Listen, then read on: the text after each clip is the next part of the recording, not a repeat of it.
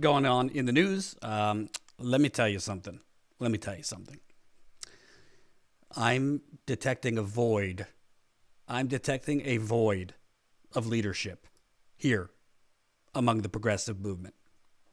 I am detecting a void of leadership right here on the progressive movement. And I don't like it. I'm talking to you, Bernie. I'm talking to you, the squad. I'm talking to all of you.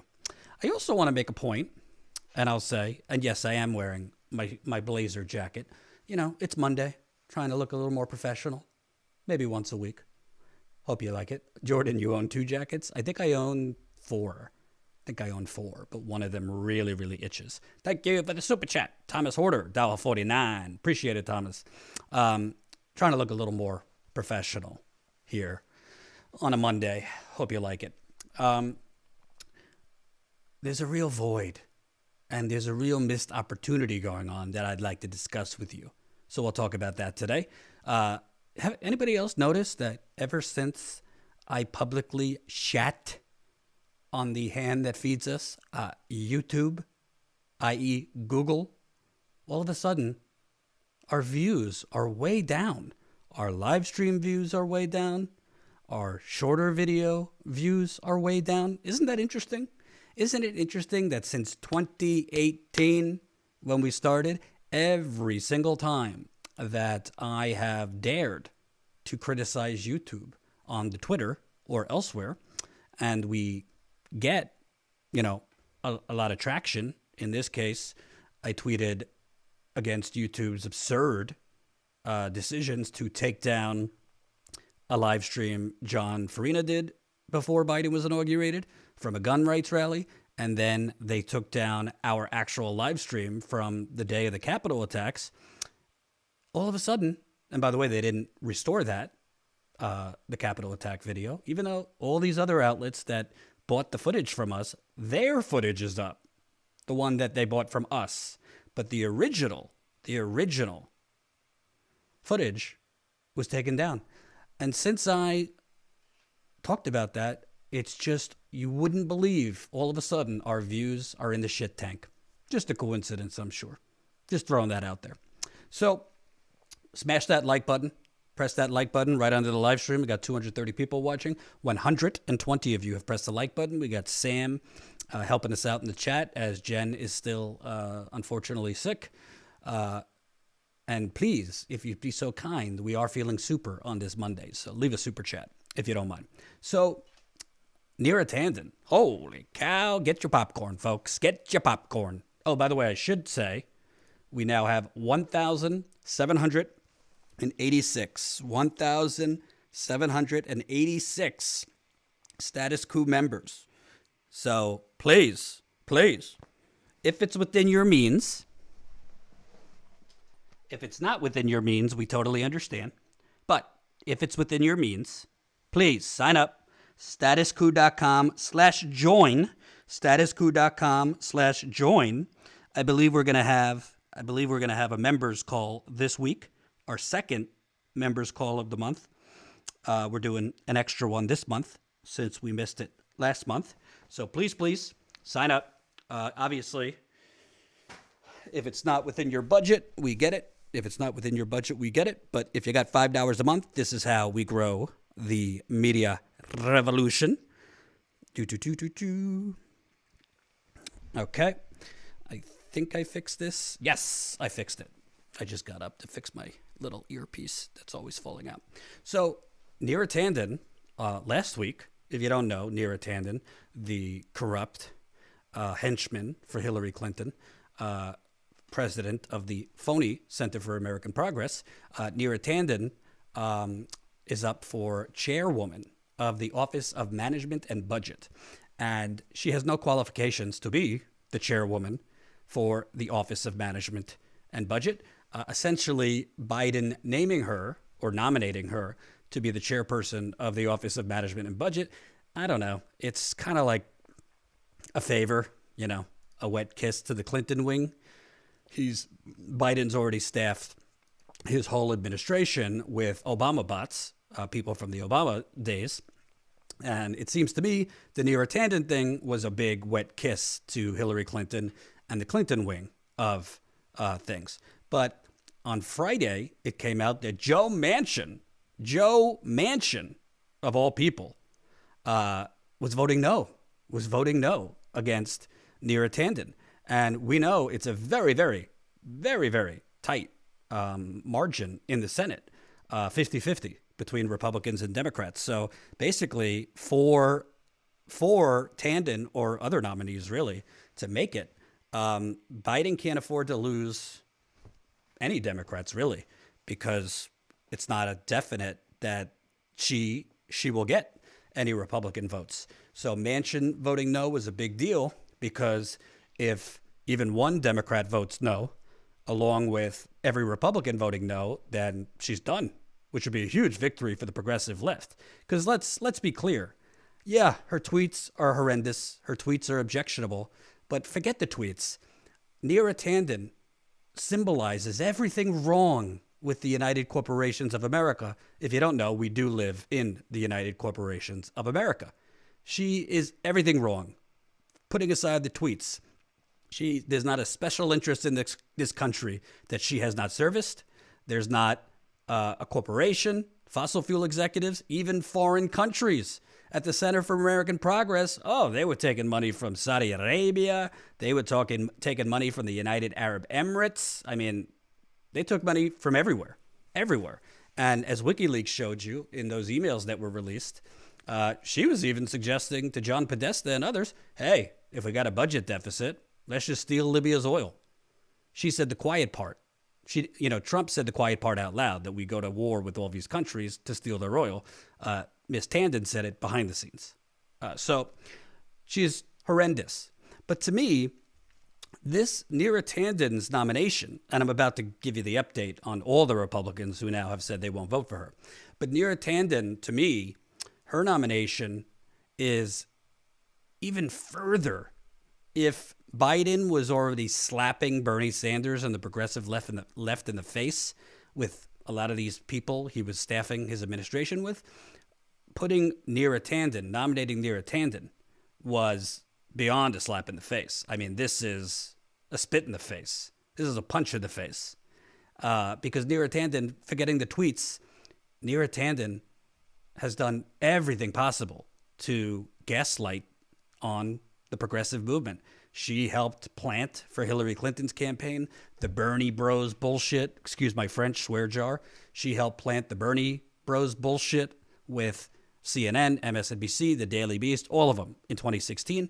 She helped push that Bernie Sanders is a racist, that Bernie Sanders is a sexist, Bernie Sanders is an atheist. I mean, you name it. She also has been a cheerleader for cutting Social Security, privatizing healthcare, endless war. I mean, you name it. Neoliberalism to a T. So Manchin voting no, like I just told you, could potentially signify her going down. And then other Republicans today, that's the update, other Republicans today have announced they won't vote for her, basically putting her nomination in grave, grave danger and potentially leaving Bernie Sanders as the figure. Bernie Sanders, who has not said whether he will vote for her. Bernie Sanders is the figure who might determine whether she will be nominated. So let me give you the update here. Neera Tanden's nomination to be Joe Biden's budget chief is in even more trouble.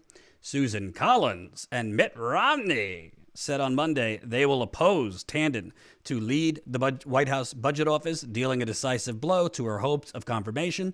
And Democrats aren't even sure whether Tanden will receive a vote on the Senate floor. Tanden's bid to become director of the Office of Management and Budget first became imperiled Friday when Manchin announced he would oppose her, citing her controversial Twitter feed. I mean, obviously that's not the reason, but I don't really care what Manchin's reason is, as long as he's doing it.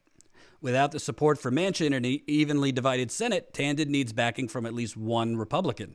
Moderate Senator Lisa Murkowski of Alaska has not yet said how she will vote and seems to be Biden's best and only hope. Yet without Romney or Collins supporting her nomination, it's increasingly unlikely that Tanden will be confirmed. She would be the first Biden cabinet nominee to fail. She's scheduled to receive a vote in the Senate Homeland Security Committee this week. moderate Kristen Sinema. She ain't no moderate. She's a right-winger, technically a Democrat from Arizona, who is often aligned with Manchin, sits on the committee but has not declared her position on Tanden. Senate Majority Whip Dick Durbin said it was too soon to say whether Tanden would receive a vote on the Senate floor, but also too soon to say whether Biden should pull her nomination. So we got Romney, no. We got Susan Collins, no. We got Manchin, no. Then it comes in, right before I went live, we got no from Senator Pat Toomey of Pennsylvania, who was one of the only Republicans who aren't spineless shits to say or to vote that Trump should have been convicted for impeachment. And he's retiring, Pat Toomey, so I guess he allowed himself to have some moral fortitude there. But Toomey's going to vote no against Neera Tanden, as is fellow Republican who's going to retire, Rob Portman, says he will not vote for her. So, as CNN's reporter here, the Biden team is running out of options to rescue the Tanden nomination. With Manchin a no, they need at least one Republican, and they still run the risk that Sinema, who is yet to say how she would vote, could also vote no. And the White House, Biden's White House, because we know, when in doubt, let's play identity politics. Biden's White House pseudo issued a very, very big defense of Neera Tanden. Jen Psaki, the White House's press secretary, wrote, Neera Tanden equals accomplished policy expert. Would be first Asian American woman to lead OMB. Got to throw that in there. Has lived experience, having benefited from a number of federal programs as a kid, looking ahead to the committee votes this week and continuing to work towards her nomination. So, don't worry about the fact that she's called for cutting Social Security. Don't worry about during a deadly pandemic where we're about to hit 500,000 people have died. By the way, 400 people watching. Can I get another like? Smash that like button if you haven't. It's thumbs up right under the live stream video. Please, if you'd be so kind, if you're feeling super, we do love your super chats. Would be very, very appreciated. So Biden's press secretary basically says, don't mind that she's a fierce supporter of cutting Social Security. Don't mind that she's in emails told us to steal other countries' oil. Don't mind that she's a fierce opponent of universal health care during a deadly pandemic. Don't mind that she had her staffers at the Center for Phony American Progress basically scrub their reports or change their reports or not publish their reports if it dared upset or potentially upset donors like Michael Bloomberg. Don't mind on any of this. Don't mind on any of this. And that's before we get to the mean tweets against Bernie and the rest of them. She's Asian American, so that should do it, right? I mean, honestly, this identity politics, essentially, it's beyond gaslighting. Really, what Biden's administration is doing and has been doing is essentially trying to sprinkle a little fairy dust over here, and make sure you don't look over here. Let's sprinkle some fairy dust. Oh, the defense secretary, oh, he's on the board of Raytheon? Well, he's the first black defense secretary, so don't worry about the fact that he's on the board of Raytheon.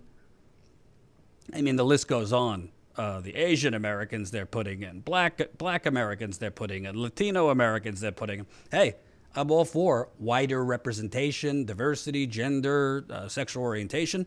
Wonderful, wonderful, wonderful. But if they're the same neoliberal hacks selling you out under the greater United Corporations of America, then I don't really care if they glow in the dark. I don't want them, and you shouldn't want them. And by the way, there are plenty of more qualified and progressive Asian Americans that Biden could have put in as chair of the Office of Budget and Management. Just saying. But this is where Bernard Sanders might come into play. And I'll tell you, I reached out to Bernie's people.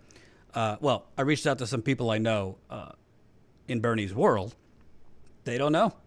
They don't know if he'll vote for her. He hasn't really given a yes.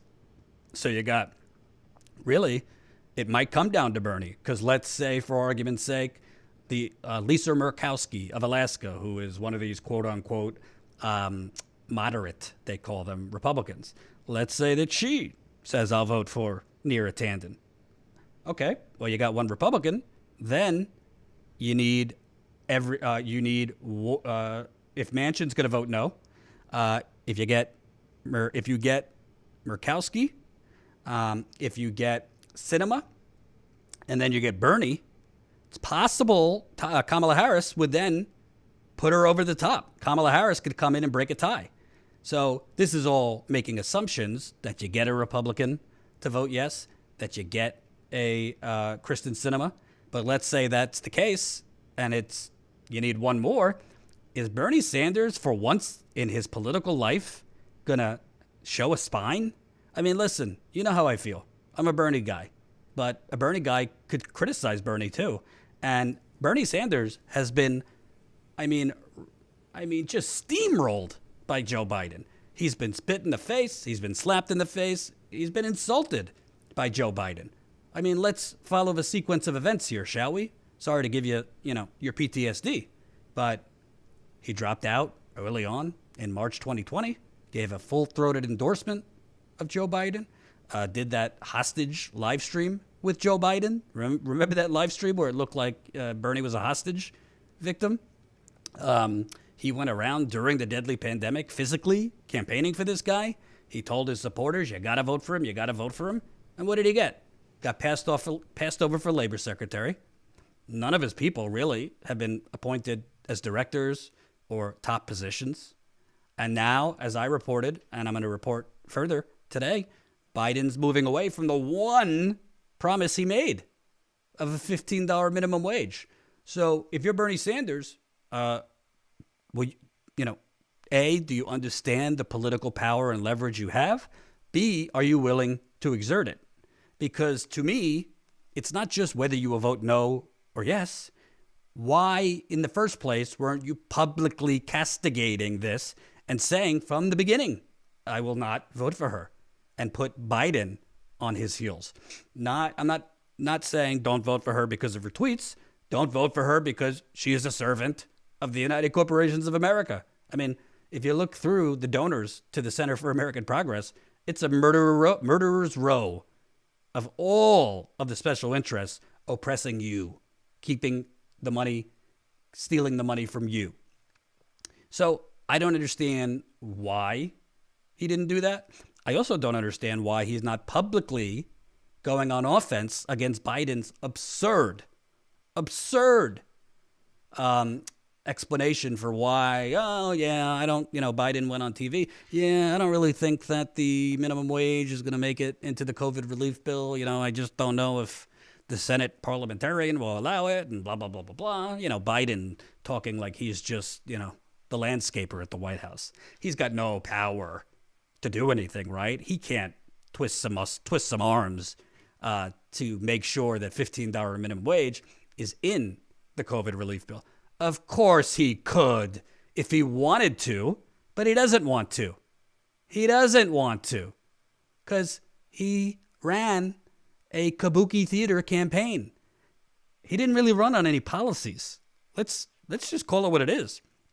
Biden ran on restoring the soul of America and yada, yada, yada. We're better than this.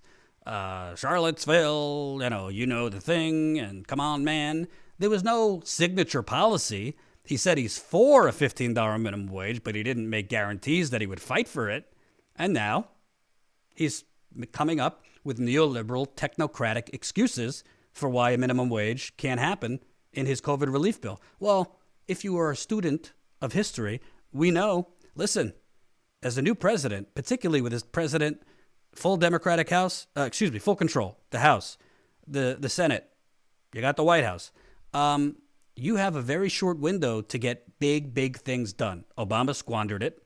Obama used his short window to get a sexual favor for the healthcare insurance companies through Obamacare. And Biden, he's got a very short window to get serious, bold things through. In 6 months, if the Republicans aren't going to work with him now, imagine in 6 months, because they're already going to be looking towards 2022 in the midterms. So what is going on here? I would like Bernie, and do these people exist? Some breaking news for you now. Do these people exist? the Squad Plus, whatever you want to call this.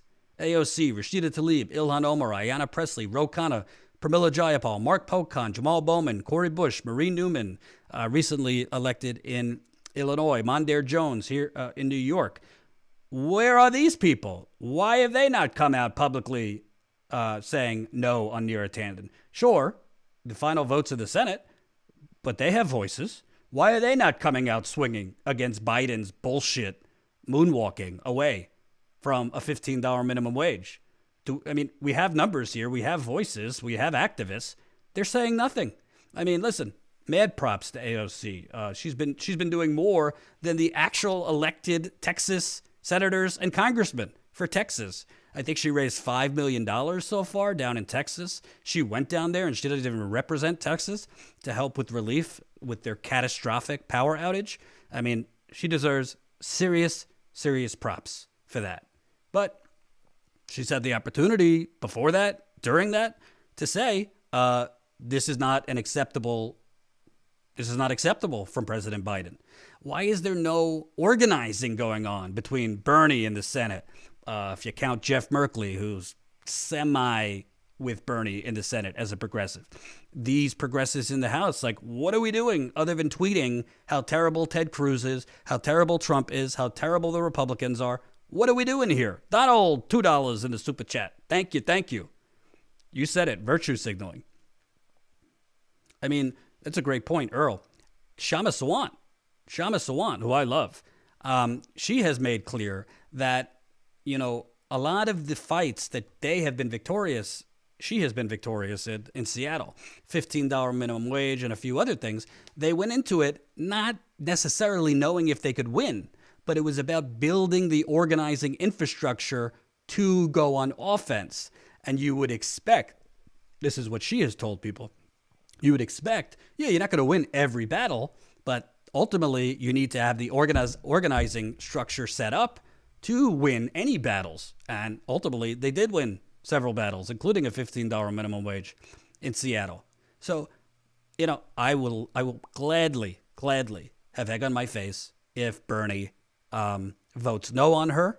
It might not get to that, but, if you're a volunteer who's volunteered in 2016, 2020 for Bernie, if you're a volunteer who's volunteered or donated for AOC, Rashida Tlaib, Ilhan Omar, all these people, I mean, okay, we're happy that you're progressive on the issues, but if you're not going to publicly fight against the people oppressing us, then what are you doing there?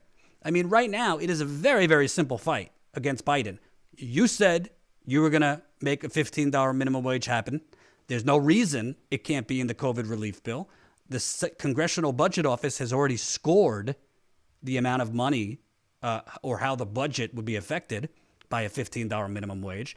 The fact that they did that means it has ramifications for the budget. Not to get too technical for you, but to use budget reconciliation, which is the process they're trying to put the $1.9 trillion COVID bill through, to do it through budget reconciliation, which cuts the Republicans out.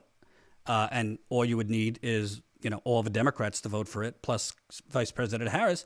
To do it, you need to show it has a budget impact. Well, Bernie Sanders and others showed that raising the minimum wage to $15 would have a budget impact. So Biden doesn't have any real excuses. And frankly, the media is not calling him out on this. The media is not saying, well, what do you mean you don't think it could get through the parliamentarian hurdles? They're not saying anything. I don't even hear the Young Turks, supposed independent progressive media. I don't hear them. Where is the fight? Where is the fight? Because, progressives, they went to sleep when President Obama was president. And unfortunately, I see some of that happening now.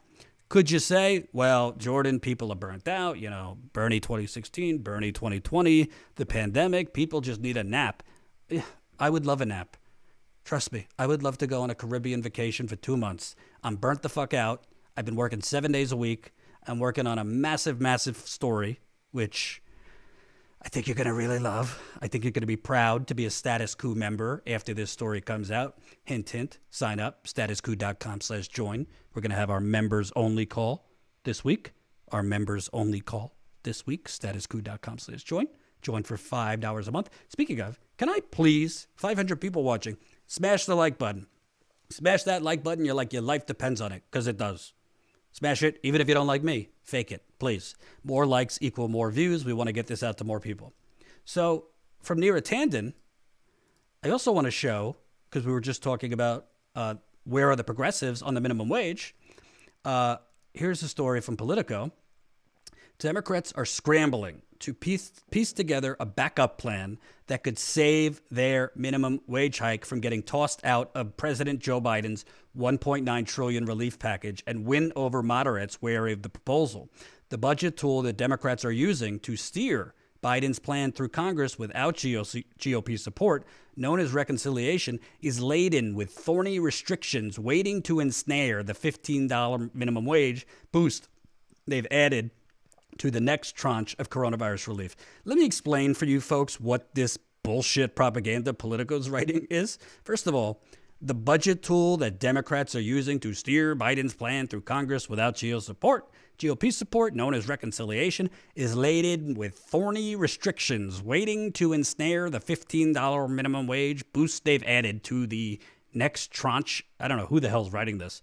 Okay, so that nonsense about thorny restrictions, that's called manufacturing consent. Watch it, read it, the great Noam Chomsky. There are no thorny restrictions. This is a figment of the neoliberal imagination, or more simply put, gas coming out of Joe Biden and the Democratic Party's anus. Excuse me. There is no thorny restrictions. It's not like the Senate parliamentarian overrules the President of the United States, okay? If Biden wanted this in the COVID relief bill, it would be in. If Biden wanted $2,000 monthly checks, $2,000 monthly checks, it would be in if they were doing it through budget reconciliation. I could go down the list, canceling the rent. I could go down the list, expanding Medicare, dare I say, Medicare for all. If Biden wanted it, he would do it.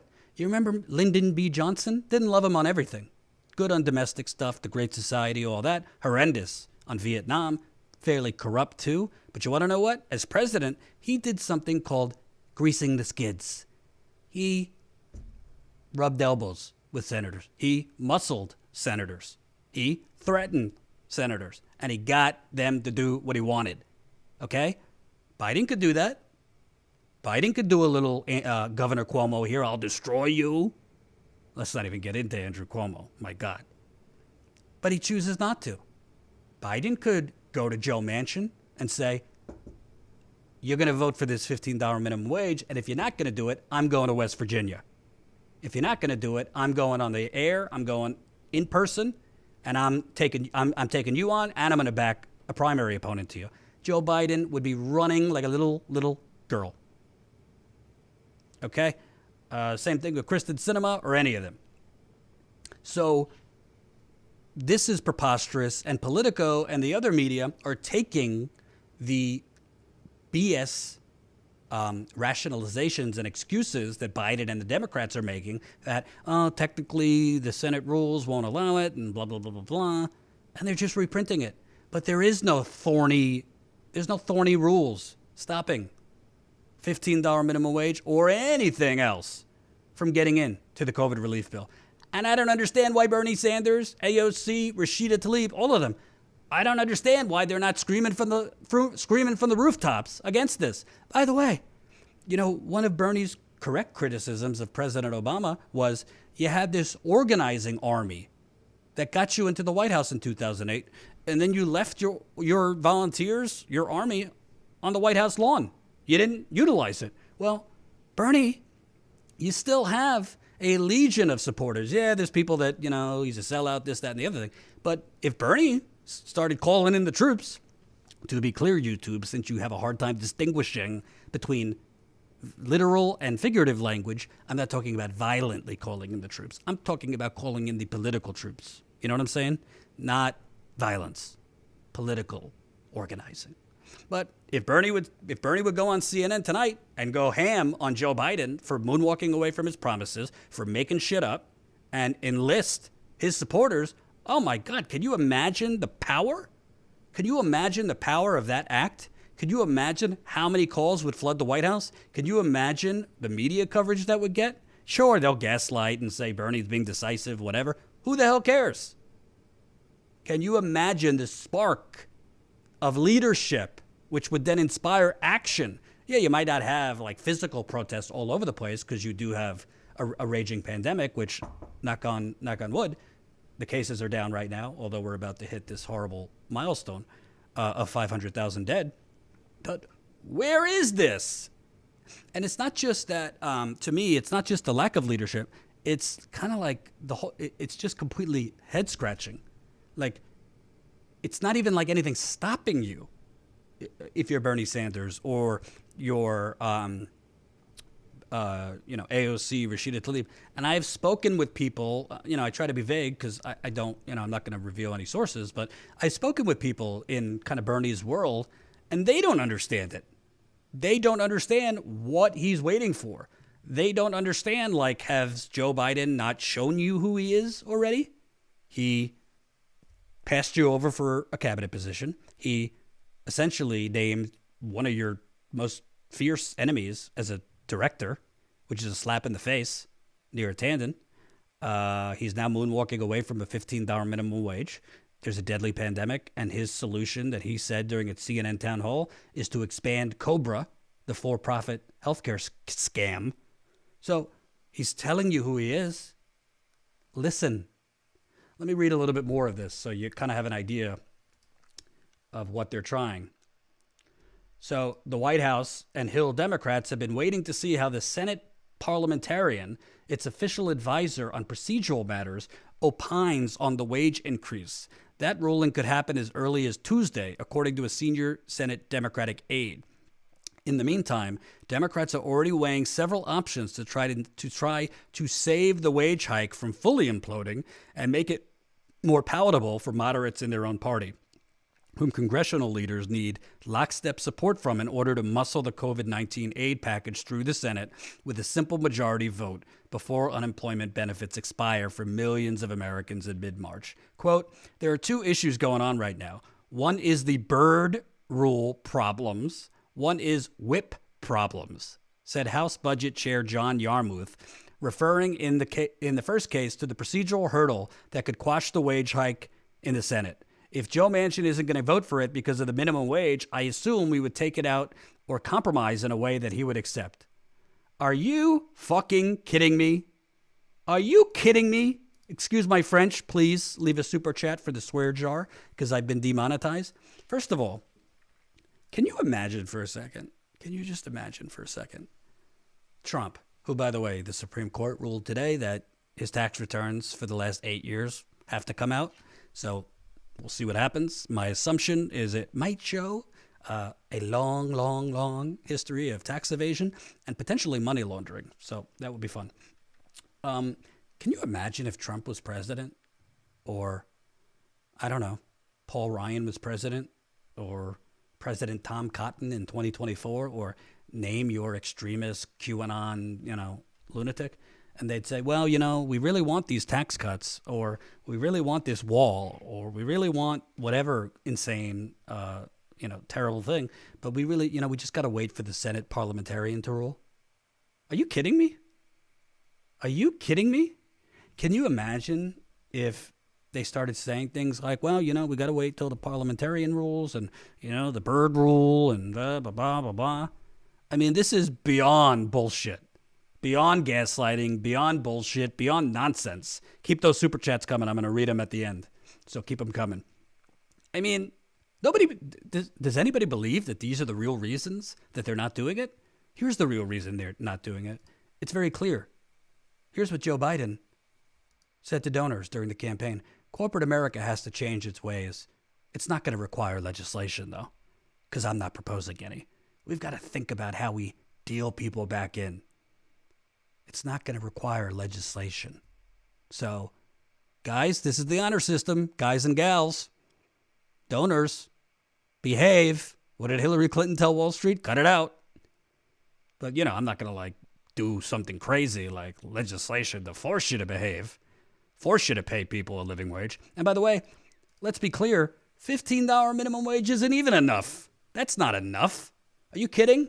If the minimum wage was following the trends of the last 40 years of inflation, we're closer to a $23, $25 minimum wage. And the $15 minimum wage, it's not even going into effect right away. You're talking, if they voted on this today, if it passed, you're talking it goes from $7.25, I believe, to $9.50. Then the next year from $9.50 to $11 something. Then it would go to $13 something, and then it would go to $15 in 5 years. Well, in 2025, when it's officially $15 an hour, by that point, if you're talking about, taking into account inflation, you'd be closer probably to $27, $28 it should be. So it's just absurd. It's absurd. And the thing that really infuriates me is not just that the progressives right now are not fighting and have no leadership, but where in the world? Like, do these people, I understand a lot, millions of people voted not because they, were enthralled by Joe Biden, but just wanted to get rid of Trump. I get it. But those people, a lot of those people are in desperate need of help. A lot of those people, even people that are not hardcore progressives, but, voted to get rid of Trump, they have no protections to be evicted from their homes when the eviction moratorium is up. Biden, during his CNN town hall, said, we're temporarily halting foreclosures, i.e., when the pandemic is over, good luck. We're not going to do shit permanently, just like Obama let millions be foreclosed on. I mean, where is the outrage that they're doing next to nothing? I mean, it's unbelievable. I think I tweeted earlier because they're saying, President Biden and Vice President Harris are going to do a commemoratory, memorial candlelight service for 500,000 dead. Well, that's nice. How about you do something a little bit more powerful than a candle? Why don't you give $2,000 a month as people are economically in a pandemic? How about you expand Medicare and Medicaid? How about you cancel rent retroactive to March of 2020? And by the way, end the Afghanistan war, bring the troops home in 3 to 6 months, could be done, and use the savings from that to pay for that. And by the way, I don't even believe in that. I believe in modern monetary theory. We don't have to end this war. Well, we should end the war, but we don't have to take savings from that to pay for that. That's all nonsense. You got enough money to do all of it. It's called modern monetary theory. We print money for war. We print money for the oil subsidies for the fossil fuckers, for the banks, the subsidies we give Goldman Sachs, the subsidies we give Pfizer, the subsidies we give Raytheon, the subsidies we give real estate developers. So if we print money for all that, let's print money for once for the working class of America. How about it? Smash that like button. Almost 600 people watching. By the way, if anyone has suggestions, off topic a bit. Today, I am starting something that I'm attempting.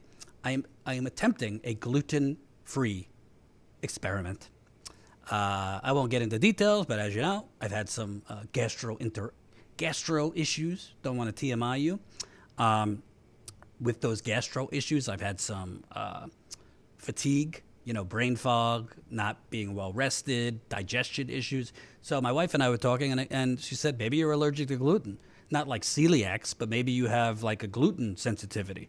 So I'm going to try to cut gluten out cold turkey for at least 2 weeks and see if there's any difference.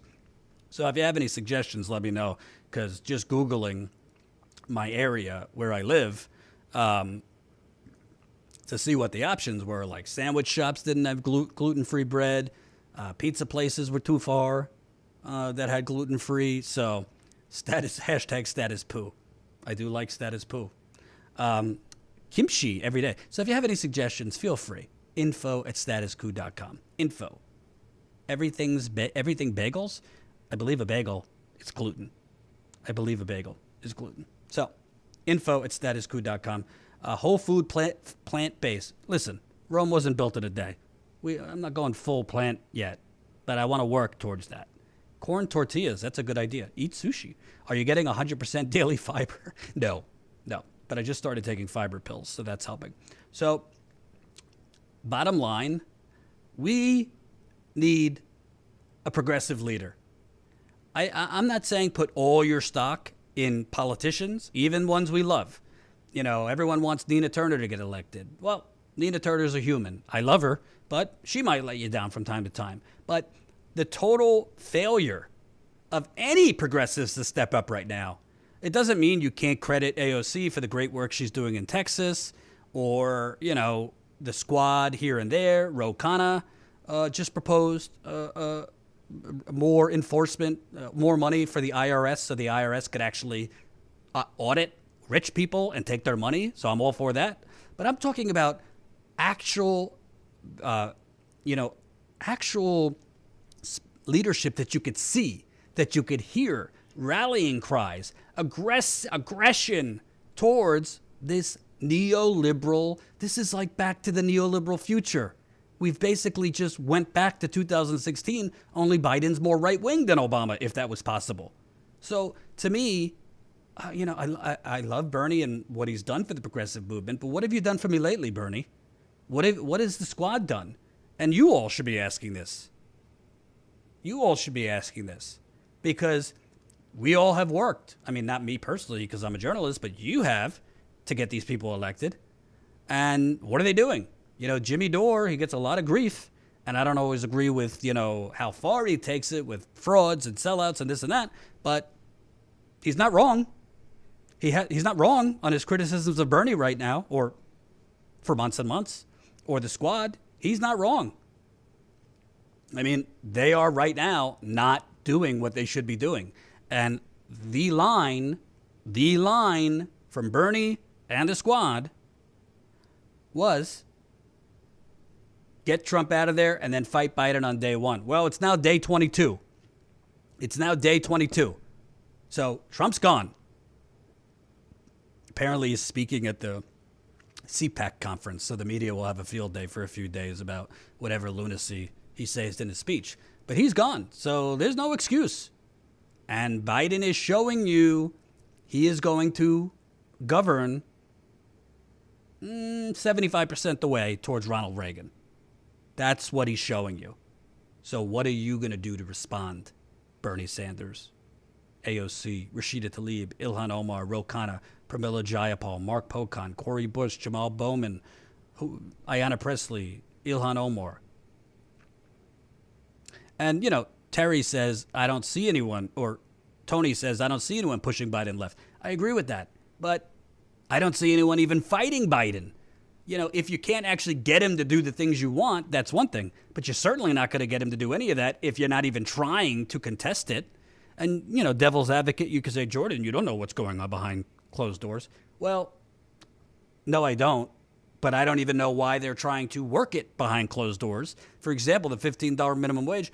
Why are you trying to work this behind closed doors when all you need to do is go aggressively public? AOC's got a gazillion Twitter followers. Bernie's got a legion of supporters. They could get on any show they want and go after him. Say, with all due respect to the president, there is no reason he can't put a $15 minimum wage in the COVID relief bill. There's no reason he can't put expanding Medicare during this pandemic. There's no reason we can't do monthly checks. The reason he is given is bunk.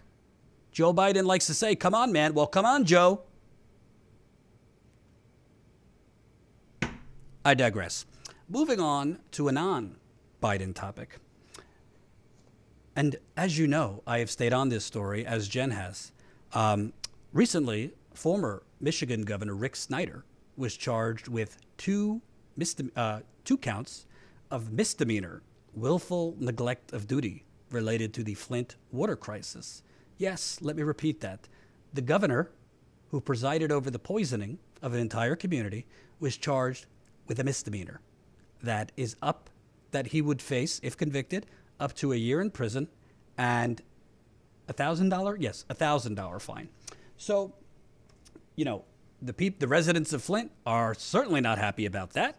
And I and Jen were kind of flabbergasted when we found out that he was only being charged with a misdemeanor, because we were working on a massive story for months ultimately was published in The Intercept, which we appreciate them publish, where we found that the original Flint water investigation, if you don't know, in April, it's now 7 years. Let me repeat that. 7 years since Flint, Michigan had clean drinking water. 7 years, not one person's in jail, folks. 7 years, the people of Flint have been struggling, mountains of medical bills. All of the pipes have not been changed or fixed. Their interior plumbing has not been touched. So, the toxic water didn't just skip over their interior plumbing inside their homes. Yes, we are live on Rockfin. And keep those super chats coming. I'm going to read them at the end. So, a misdemeanor. And I don't care if Rick Snyder's a Republican. I don't care if he's a Democrat. That doesn't matter. He was the governor of the city. And from what Jen and I found, and if you didn't read the story, as humbly as I could say it, I think the story we broke for The Intercept, I just dropped it in the super chat, is, to me, one of the most comprehensive, thorough, investigative reports on anything, really, in the last decade. I'm not just saying that because it's mine. I'm saying that because, it is one bombshell after the other But in that story. But the top line of what we found was in October 2014, which was 6 months after they switched Flint to the Flint River. By this point, you had residents, children, rashes all over the body, residents losing hair, residents getting sick. I've heard people that had nosebleeds at that time, complaining to the city of Flint officials, complaining to state officials in the governor's office. And there were a significant increase in cases of the Legionnaires outbreak.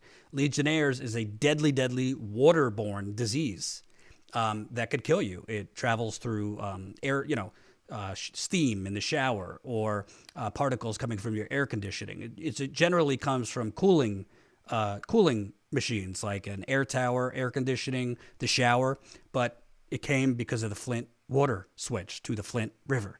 So by October 2014, there was at that point at least over 30 cases in the Flint area of Legionnaires. And this was a huge increase because the annual to that point was about 9 to 12. You had over 30. So we found from the criminal investigation, search warrants were issued, and Governor Snyder, his chief of staff at the time, his health director at the time, there were search warrants issued for their phones. And what they found was an avalanche of phone calls between the governor, his chief of staff, the health director, and the Michigan Health and Hospital Association over 2 days at the same exact time that Snyder's health department, Snyder's environmental department were scrambling about the Legionella outbreak.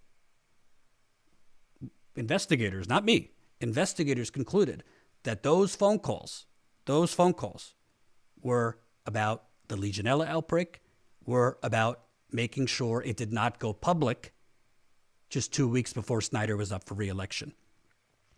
Investigators concluded that. The Michigan Health and Hospital Association, which was part of that avalanche of phone calls, they are basically like think about like a health association. They had a bunch of hospitals were their members. McLaren Hospital in Flint, which had a huge outbreak of Legionella, was a member of the Michigan Health and Hospital Association. McLaren Hospital in Flint, executives of McLaren were on the board of the Michigan Health and Hospital Association, and the Michigan Health and Hospital Association was part of that avalanche of phone calls. We're talking 22 phone calls in 2 days, nine phone calls between the governor's chief of staff and the Department of Health and Human Services, the director. 9 of those calls, the chief of staff and the health director. 4 of the 9 calls, as soon as the chief of staff and the health director hang up, the chief of staff immediately called Governor Snyder. That's called a cutout. That's called a middleman, so the governor doesn't have to talk directly to the health director. What do you think they were speaking about over 2 days? The weather? By the way, the investigation kind of did an analysis. How often How often do these people speak to each other on the phone? Is this normal activity for the amount they were talking? They found that the chief of staff and the health director, who spoke 9 times in 2 days, they only spoke once before, dating back to 2013. So we're talking 2014, 2 days. All of these calls are taking place. In October 2014, they found only one other call between Snyder's chief of staff and health director. So the investigation found Snyder wasn't like willfully neglecting his duty. He was actively involved in the cover-up. The original investigation found found enough evidence to charge the governor with misconduct in office, willful neglect of duty, which is the misdemeanor, and at the time that the new attorney general came in and fired the whole investigative team, they were going for involuntary manslaughter against the governor. So let's move this forward. The new attorney general in 2019, Democrat Dana Nessel, she fired the whole team, the special prosecutor, the chief investigator, and the whole investigation team that had been investigating the Flint water crisis from 2016 to 2019. She restarts the investigation. She drops a whole lot of charges against 8 defendants. And recently, in January of this year, she comes out and charges Governor Snyder with a misdemeanor, willful neglect of duty. Her investigation has not provided any of the evidence because their whole investigation was done in a secret one-man grand jury. One-man grand jury means a judge. A judge was the grand jury who reviewed the evidence. We have no idea what evidence was provided to the judge. I don't know if the phone calls that Jen and I reported on were provided to the judge. In the Intercept story, which again, definitely check it out if you haven't read it. We also found a briefing. It was headlined Governor's Briefings. Let me get it for you.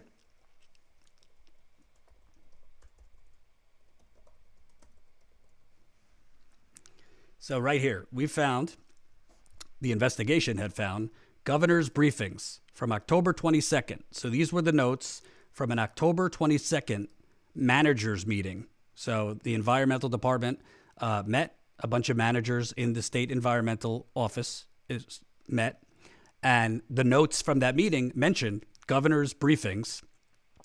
And the Governor's Briefings, right here, Genesee County, which Flint is part of, has seen an increase in Legionella. McLaren has detected Legionella, not detected in McLaren incoming water. Why is this critical? Why is this potentially a smoking gun? Who's the governor? Rick Snyder. When is this? October 2014. When did governor tell Congress that he first learned of the deadly Legionella outbreak? January 2016. This is October 2014. So we're currently working on a follow-up, which is pretty damn explosive, if you ask me. Stay tuned on that. Can't give you a definitive date it will be published, but pretty soon. So stay tuned. Now, in that, if you thought the first Intercept story was something, you ain't seen nothing yet. That's really all I could say. It's really something. I'll leave it at that. So today, Governor Snyder's attorney comes out and says, neglecting a city is not a crime. Nope, this is not The Onion. Governor Snyder's lawyer wrote, in court, said, neglecting a city is not a crime. Attorneys representing Michigan's former governor, Rick Snyder, charged with 2 misdemeanors as part of a years-long investigation into the Flint water crisis, are arguing that their client cannot be charged because, quote, neglecting a city is not a crime, according to a court filing on Monday. Neglecting a city is not a crime, certainly not one with which Governor Snyder has been charged. Nor did Governor Snyder have any duties owed specifically to Flint. Nor did Governor Snyder have any duties owed specifically to Flint. Snyder's team also argues that the grand jury indictment was a procedural error because it came from Genesee County and Snyder worked in Lansing in Ingham County. quote, his alleged crimes were committed, if at all, from that location, not in the city of Flint or anywhere else in Genesee County, Lennon wrote, adding that Snyder's legal team believes charging him from there has to do with reasons that almost certainly have much to do with attempting to tip the scales in their favor, which presumably they're going to ask for a change of venue so the trial can't happen in Genesee County where Flint is. It's, quote, it's clear the prosecution is desperate to keep the case in Genesee County. The state is now asking the court to perform legal and logistical gymnastics to cover for their fatal flaw of obtaining their charges in the wrong county. Snyder will be back in court tomorrow for a pretrial hearing. I don't even know where to start with this. I don't even know where to start with this. So let's start first. Well, first off, let me read, in response to this, Melissa Mays, who I've interviewed many, many times. Here's what Melissa Mays said. She's a Flint resident, one of the top activists in Flint. Day 2,495 in the Flint water crisis. Again, almost 7 years that this city has not had clean drinking water. Apparently making the decisions that led to the poisoning, permanent damage, and deaths of innocent men, women, and children in Flint isn't a crime. I wonder what would happen if I poisoned 100,000 people, but I'm not a rich white man, so pretty firm. So first, let's go with, thank you for the super chat. Keep it coming. I'm going to read all of them at the end. So let's go with the first, that the governor didn't owe any specific duty to the city of Flint. I mean, I'm not a lawyer, but I do know my map of Michigan. And I'm pretty sure, this freaking wire, hold on. I'm pretty sure, hold on.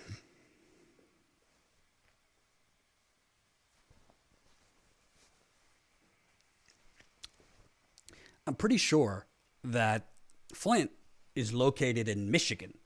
And I'm pretty sure that when you're a governor, your duty is to all of the land within your state. So this whole, I don't know what legal mental gymnastics Snyder's lawyer is trying to use, that he didn't owe a particular duty to Flint. But if you're the governor of the state, if the water source in that city at the time of 100,000 people was switched, then yeah, that's a pretty significant thing. For Flint to switch to the Flint River, the state of Michigan had to approve it. For Flint to join a brand new water pipeline, which was a financial scam, that Flint was put on a brand new water pipeline that was totally unnecessary. If you live in Michigan, you know what I'm talking about, the KWA pipeline. The state of Michigan had to approve that. So this whole, Flint is on a different island and it's not within Rick Snyder's purview and he didn't owe a specific duty to the people of Flint. Boy, that is some real legal gymnastics, if you ask me.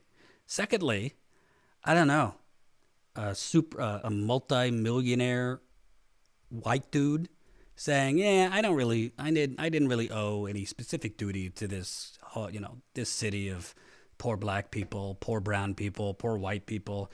I didn't have a duty to them. I was just the governor. I mean, can you imagine that?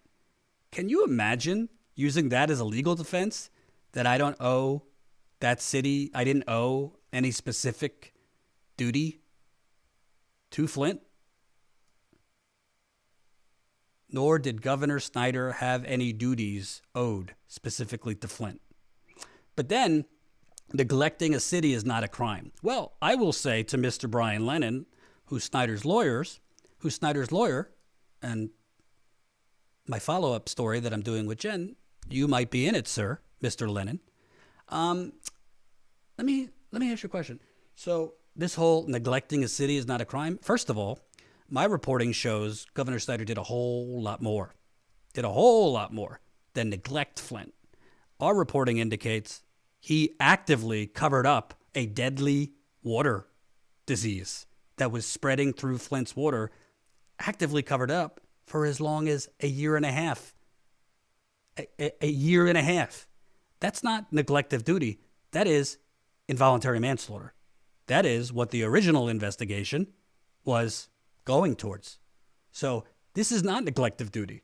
But putting that aside, when he says neglect of duty is not a crime, actually in the Michigan Penal Code, it is a crime, neglecting your duty. And Mr. Lennon should know, and this is about more than Flint, because if they get away with this shit, imagine what your governor and mayor can get away with. As a public official, whether it's a governor, a mayor, any executive, as part of most states' constitution, part of the law, part of the constitution of each state is you have a public duty when it comes to health and security. You have a public duty to act if you have knowledge of potentially something deadly that could kill your people. It's law. In Michigan, there are laws that the health department and the governor had a public duty to act. And, you know, a lot of people, I think Flint is so long ago, we're talking 2014, 2015, that this is not as, it's not as fresh to them. It's not as, I don't want to say not important, but just not as, you know, when time passes, we lose our fire for something. But can you just imagine for a second if this was 2020 and President Trump had, you know, coronavirus is airborne, right? So let's just alternative history here. Coronavirus started in the United States, not in China or anywhere else, right? Can you imagine if it came out that Trump knew that there was this airborne disease in the United States? It had not traveled anywhere else. And he, his chief of staff, his health director, bottled it up and hid it from the public for months as people were getting sick and dying. Could you imagine that? Could you imagine the justified, by the way, wall-to-wall coverage on CNN, MSNBC, the New York Times, the Washington Post, the Associated Press, Reuters, Daily Beast, you name it, here. Could you imagine the wall-to-wall coverage? Could you imagine the potential criminal charges that would come against Trump and anyone else involved with not notifying the public? Well, that's what we're talking about. In this case, it's the water. It's not an airborne, you know, it's not an airborne viral virus from another country. But this is what we're talking about here. The Michigan media is out to lunch. It's been out to lunch. They don't challenge any of this. They don't challenge the fact that the attorney general just charged the governor with what it was described to me by Flint residents, a parking ticket for poisoning an entire city. A misdemeanor. A misdemeanor. And now, the multimillionaire governor and his high-priced attorney, with a straight face, are saying that it's not a crime to neglect a city. It's not a crime. You know, he didn't have any special duty to this city. He was just a governor. It's not like Flint is part of Michigan. And, you know, I hear practically nothing. I mean, I'm going to cover it because to me, and I've always said this, it's not just about the city of Flint, Michigan. This is about, do we live in a country or do we live in a corporation masquerading as a country? Do we live in a country that if the government, whether intentionally or unintentionally, poisons its citizens, they're going to leave them to die? Because they've been doing this to Native Americans for hundreds of years. They've been doing this to black and brown people, building their neighborhoods on top of environmental wastelands and environmental toxins. But in this case, you literally have them acutely, this was an acute situation over a year and a half, poisoned an entire community. They did nothing to stop it when they knew it was going on. They knew children were drinking this lead. They knew children, adults were drinking bacteria-tainted water. And they did nothing. And you're telling me it's a misdemeanor? You're telling me, oh, you know, he didn't have a special duty to Flint. You're telling me, oh, it's not a, you know, as the governor, it's not a duty if you neglect an ongoing, raging water crisis, which, by the way, he wasn't neglecting. We've shown he was actively trying to cover it up. I mean, this is blasphemy.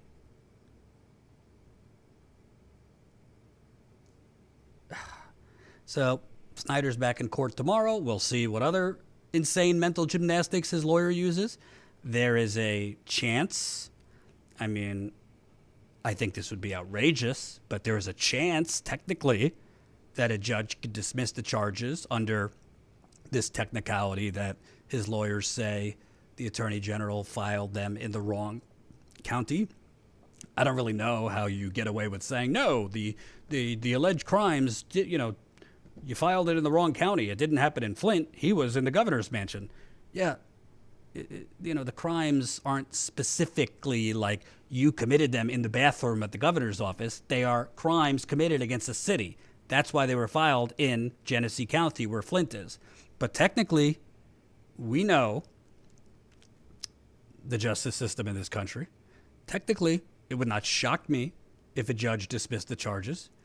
And frankly, if the judge dismissed the charges, do you really think the national media would cover it that much?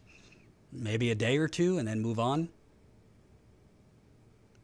100,000 people poisoned. Thousands of children forever brain damaged. Developmental growth in their mind and physically. Adults, I met them 4 or 5 years ago in their 30s. I go back years later. Unfortunately, even ones, I love and have become friends, they look a lot older.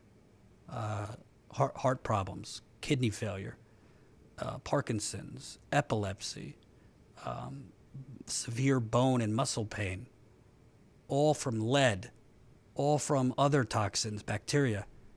And we're talking about a misdemeanor. And now he had no duty to Flint.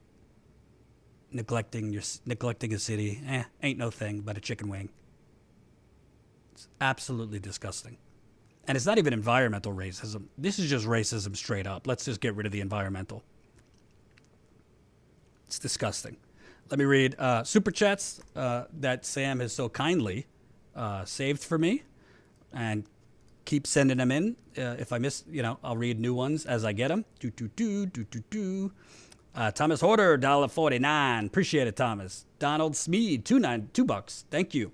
Kathy, $10. Thank you for calling out the progressives for not fighting. I wish people would quit defending them for doing nothing. They have GD voices. They have goddamn voices. They could use them. Biden is doing nothing. Bold. I agree. 100%. DV Jai, $461, $5. Thank you. Brian Arbor, $1.99. Swear jar, appreciate it. Thomas, another $1.99. Yesenia, $10. Keep up the great work. We need you. I appreciate that. The kind words. Let me see if I missed any. Gino Fest, $4.99. Neglecting children is a crime. Children live in cities. Thank you. Thank you. And again, we have reporting, we have evidence that he was not neglecting. He wasn't like working on something else. He was actively working to cover it up. That's beyond neglecting duty. That is a serious crime. And by the way, it's important that the appropriate charges be filed, because if this governor and his top officials get away with this, basically, then that's the playbook for other cities. Other cities to screw with your water. Other cities to screw with other things that could make you sick. If they know, maybe you'll get a misdemeanor, slap on the wrist. What's to stop them? Nothing is to stop them. So let me, okay, I got those super chats. Let me make sure didn't get anything else.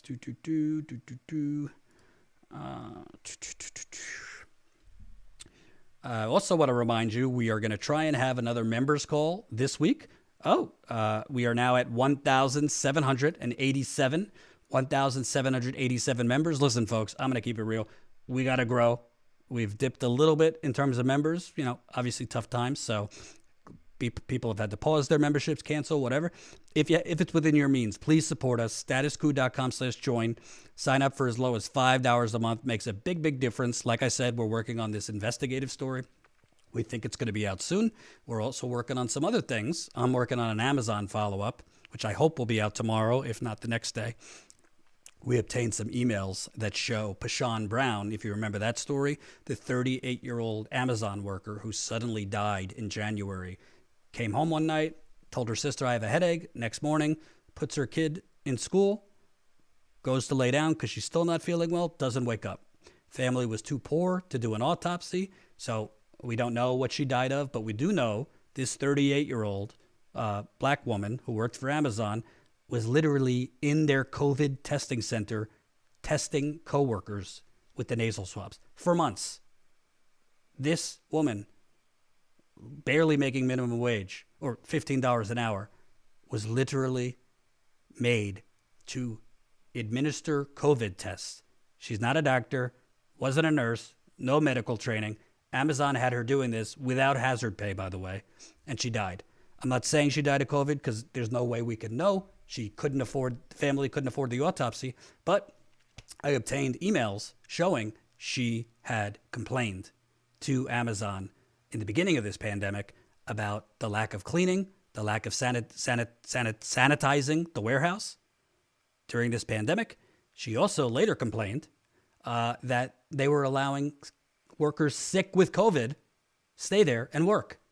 So I have those emails. I'm working on the story now.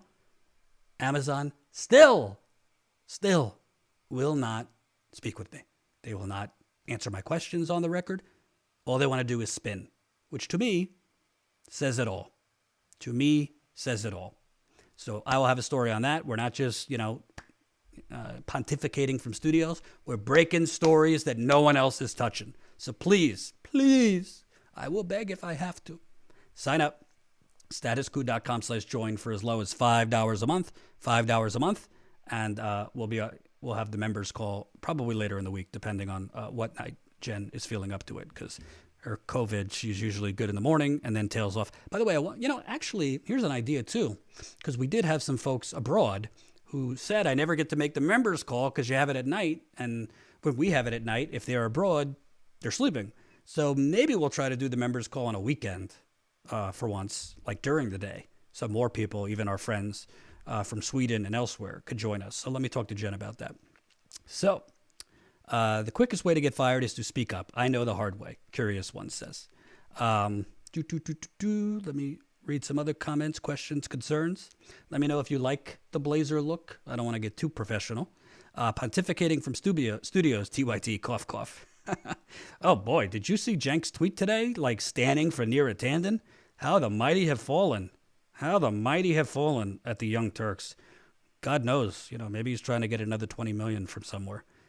Talking about, Cenk tweets out that he's, I don't like Neera Tanden, but, let's not cancel her or anything. This is the home of progressives. Home of progressives, the Young Turks. Alicia, $10. Thanks for your consistent and unrelenting coverage. Thank you for the kind comment and donation. Appreciate it. Jordan, you look great. Why, thank you. Appreciate that. I took Millie, by the way. I took my dog to the vet this afternoon. Everything's looking good.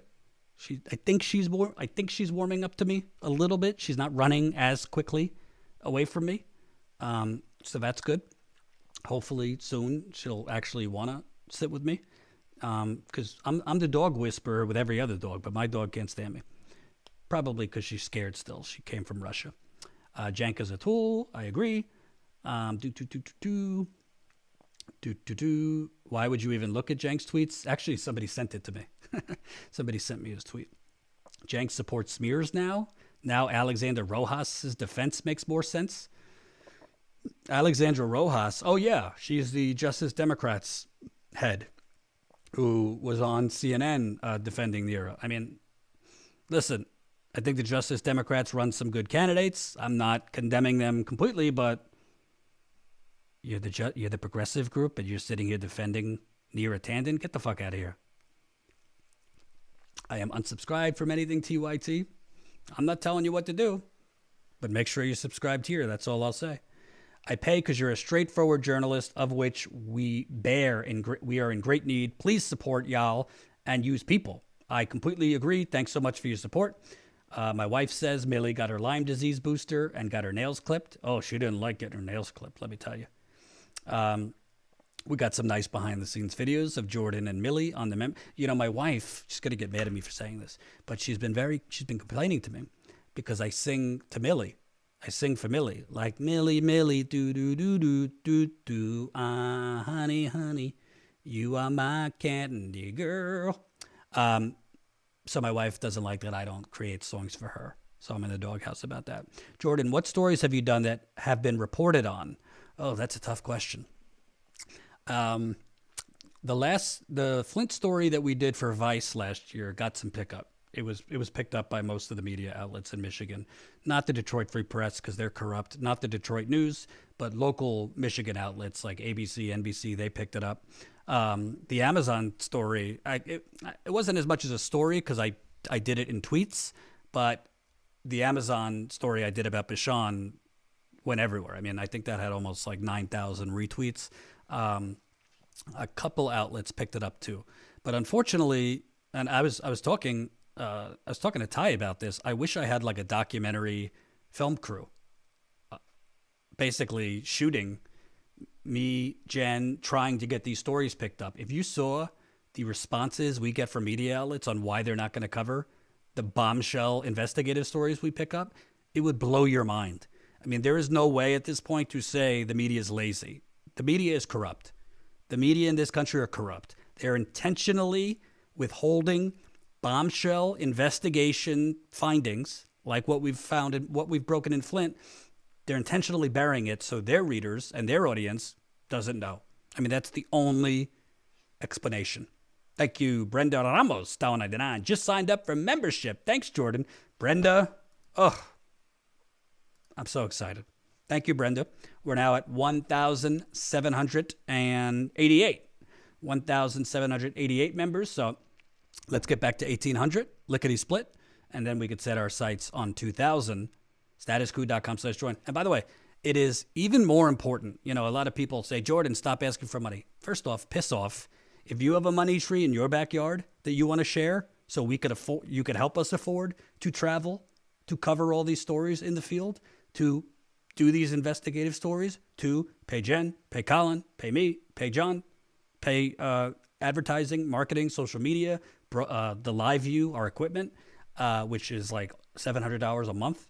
If you have a money tree that you could support or give us, we'll talk. If not, we're going to ask for people to sign up at $5 a month so that we don't have to beg Wall Street, the fossil fuckers, big pharma, big real estate, Silicon Valley, the defense contractors, all of them. We're not taking their money, so I'd rather ask you for support. So we especially need to grow our membership because, frankly, I don't really know. Like, YouTube is really on a rampage right now. YouTube is really on a rampage right now. And I'm hoping this doesn't happen, but, you know, we have to prepare for a potential reality of not being on YouTube one day. We hope it doesn't happen, but with what YouTube's doing to independent channels right now, who the hell knows? Who the hell knows? So if that happens to us, which it could, we want to make sure that we have the consistent revenue coming in so that we could rebuild, probably going live on our website and elsewhere. But if we don't have the necessary revenue, then not being able to get those super chats, not being able to get 500 live viewers, because when we tried going live on our website last year, it's very hard to get the amount of viewers you have because A, they don't know you're live on your website, you know, those kind of things. So please, please, if you can, sign up and I'll be back at you tomorrow, hopefully with this Amazon story published. Thank you for watching. I'll see you tomorrow. Peace out.